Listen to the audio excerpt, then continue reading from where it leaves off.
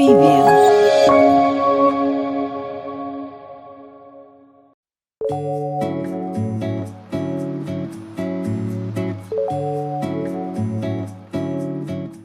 Kutipan adalah bagian dari pernyataan pendapat, rumusan, buah pikiran, definisi atau hasil penelitian dari penulis lain atau penulis sendiri yang telah terdokumentasi.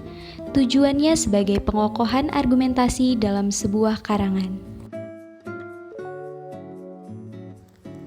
Kutipan langsung mirip dengan teks aslinya yang dikutip.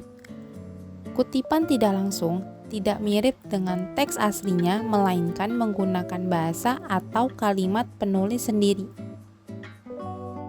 Ciri-ciri kutipan langsung. Yang pertama, tidak boleh melakukan perubahan apapun terhadap teks atau bagian teks yang kita kutip. Yang kedua, tanda 3 titik berspasi digunakan apabila ada bagian kutipan yang hilang. Yang ketiga, menggunakan sumber kutipan yang berlaku, nama pengarang, tahun penerbitan, dan nomor halamannya.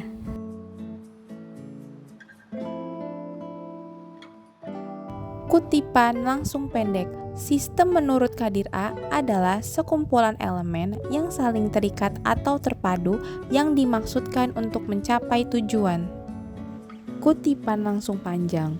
Definisi sistem informasi menurut Lajmuddin, sistem informasi adalah suatu sistem yang dibuat oleh manusia yang terdiri dari komponen-komponen dalam organisasi untuk mencapai suatu tujuan, yaitu menyajikan informasi atau sekumpulan prosedur yang pada saat dilaksanakan akan memberikan informasi bagi pengambilan keputusan dan untuk mengendalikan organisasi.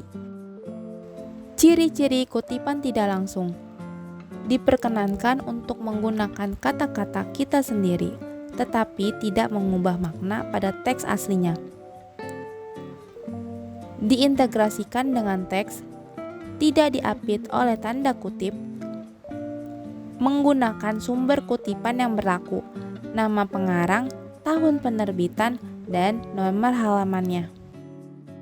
Sistem rujukan, sebuah sistem yang digunakan sebagai referensi atau sumber dari seorang penulis untuk menyatakan sesuatu dalam karya tulisannya.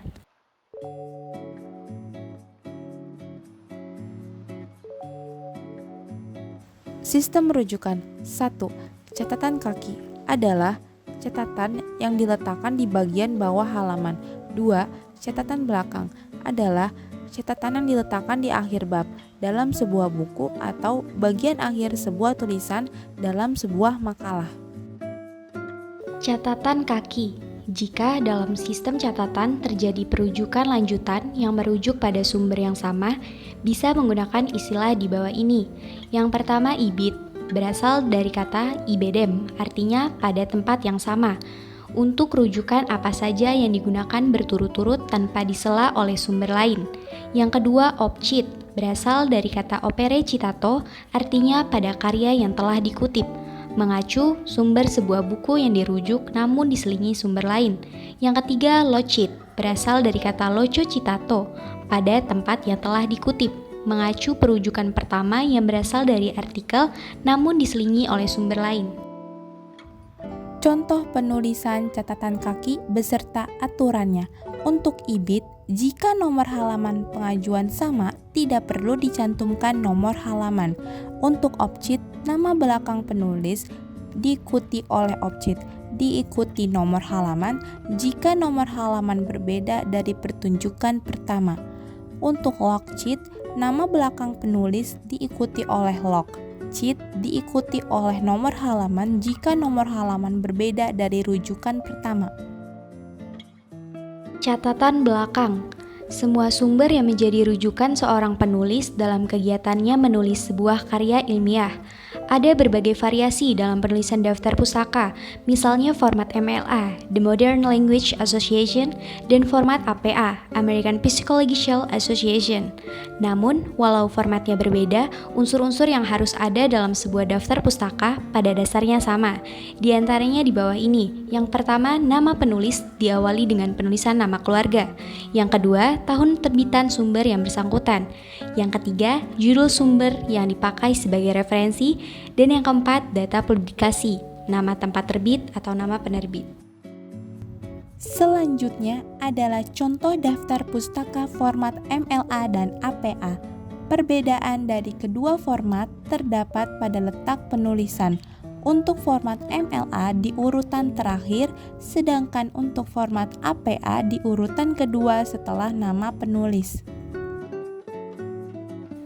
Jika nama penulis lebih dari satu orang, maka aturan penulisannya adalah sebagai berikut.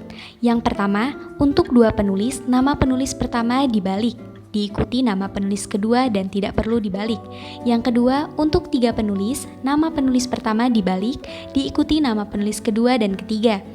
Dan yang ketiga, untuk 4 penulis, nama penulis pertama dibalik, nama penulis berikutnya bisa disingkat menjadi DKK, yang artinya dan kawan-kawan dalam penulisan.